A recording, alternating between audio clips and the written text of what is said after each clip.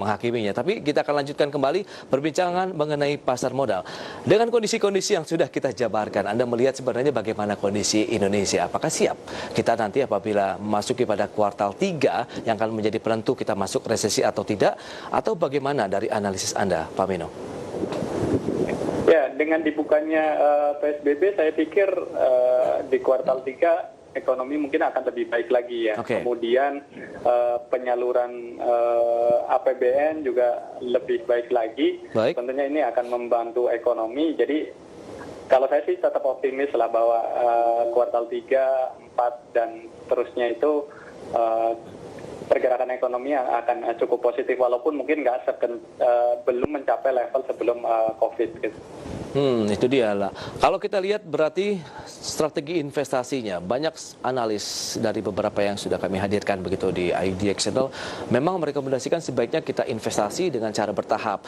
Lebih banyak kita menyimpan dari sisi cash-nya. Dalam artian pada saat market turun kita sudah memiliki amunisi, tapi pada saat marketnya sedang tinggi, kita justru bisa mengambil posisi profit taking untuk menguatkan lagi nih dari sisi fundamental keuangan pribadi kita sebagai seorang investor. Bagaimana?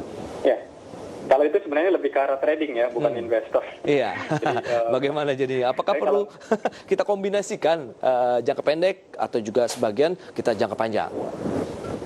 Jadi mungkin lebih kalau menurut saya sih tentukan aja dulu kita mau investasi atau mau trading gitu. Kalau misalnya mau investasi memang salah satu metodenya adalah dengan kondisi market seperti ini ya kita bisa melakukan pembelian secara bertahap tentunya terhadap saham-saham yang secara historikal itu kinerja fundamentalnya sudah cukup teruji misalnya kayak Indofood gitu. Seperti itu gitu.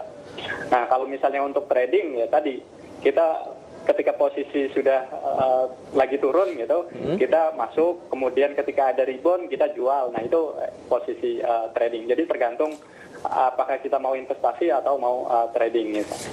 Baik, tapi kalau kita lihat dengan beberapa saham-saham yang kemarin sudah mulai terkena aksi jual, kemudian sekarang sudah mulai rebound kembali seperti perbankan, akankah ini bisa menjadi pilihan investasi?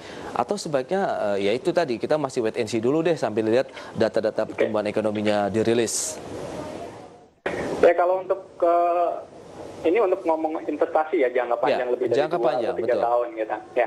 Jadi kalau kita lihat historikal dua sektor yang selalu rebound ya, selalu berhasil rebound dari kondisi krisis sekalipun adalah misalnya kita lihat yang paling menarik adalah memang sektor perbankan, kemudian sektor consumer gitu.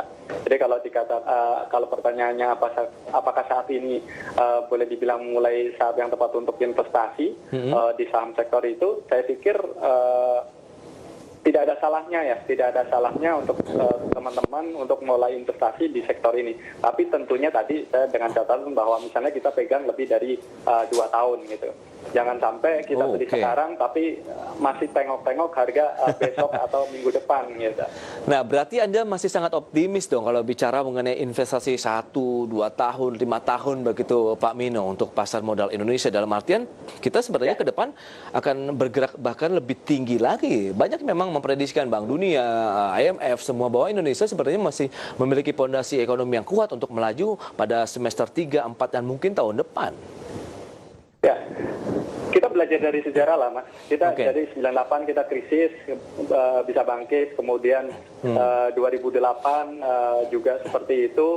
Jadi memang ada periode di mana ekonomi itu terkontraksi, tapi ada periode juga di mana ekonomi itu recovery gitu. Dan jarang misalnya suatu ekonomi itu terkontraksi itu selama 2 tahun gitu. Jadi saya pikir 1 tahun itu memang jangka waktu yang cukup panjang untuk siklus ekonomi sih. Jadi saya cukup optimis misalnya kita pegang saham untuk 2 atau 3 tahun, harganya akan kembali dari posisi misalnya posisi koreksi saat ini gitu. Baik, tapi itu big caps, hanya big caps begitu? Ya, tentunya big cap. Karena yang namanya saham itu dalam jangka panjang itu pasti akan mengikuti fundamental dari perusahaan tersebut. Jadi mungkin saya perlu ditekankan juga bahwa beli saham adalah beli perusahaan. Jadi beli fundamental, jangan sampai kita beli saham tapi tergiur oleh kenaikan harga di market gitu. Jadi kita beli saham itu bukan beli harga di market gitu.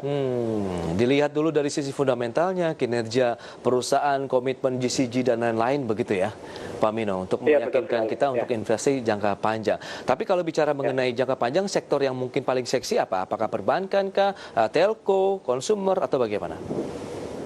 Secara historikal sebenarnya dua sektor tadi ya saya sebutkan ya, kayak banking, kemudian consumer, kemudian juga ada aneka industri juga cukup menarik dalam jangka panjang gitu. Meskipun beban dari pandemi ini masih akan berlanjut, aneka industri masih oke juga?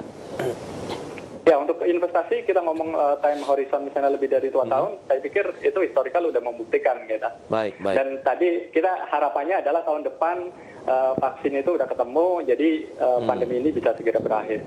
Baik, itu dia saham-saham big caps, banking, consumer dan aneka industri pemirsa bisa menjadi pilihan investasi untuk jangka panjang ya, 1 tahun, 2 tahun, 3 tahun begitu, karena memang masih memiliki proyeksi yang sangat menjanjikan. Nah tadi bagaimana dengan mereka yang memiliki kawasan industrial begitu, akankah dengan adanya tadi saingan ya, bahkan pemerintah memberikan kebebasan dari sisi sewa lahannya, akankah mengganggu kinerja mereka atau tidak sama sekali, hubungannya tidak ada begitu menurut Anda Pak Mino?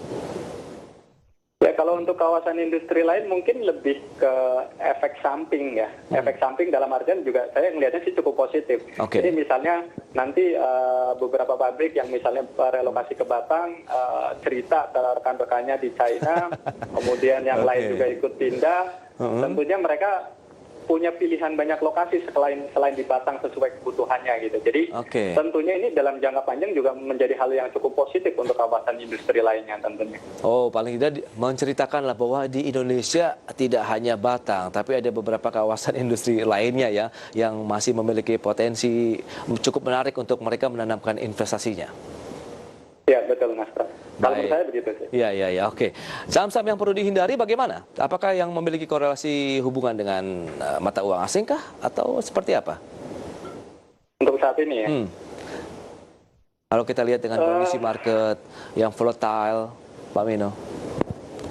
Ya, untuk saat ini yang masih cukup tertekan adalah sektor properti ya. Jadi sektor properti dan subsektornya, memang kalau kita lihat kinerja keuangannya di semester pertama juga cukup ini ya, boleh dibilang ya begitulah. Gitu. Meskipun sudah jadi beragam insentif diberikan ya oleh pemerintah begitu untuk menggerakkan sektor ini.